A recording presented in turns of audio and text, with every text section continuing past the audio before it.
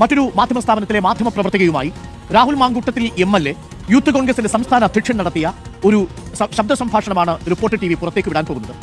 ഇതിൽ ഈ പെൺകുട്ടിയുടെ സ്വകാര്യത മാനിച്ച്, മാധ്യമപ്രവർത്തകയുടെ സ്വകാര്യത മാനിച്ച് ആ ശബ്ദ സംഭാഷണം എഡിറ്റ് ചെയ്തിട്ടുണ്ട്.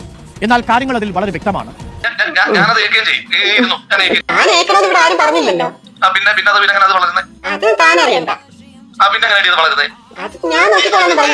ആ കൊച്ചിനെ കാണുന്നവരല്ല തന്റെ ഉണ്ടോ ഇല്ല, തന്തയില്ലാതെ വെച്ച് ഭൂമിയിലോട്ട് പൊട്ടി വീഴുമോ?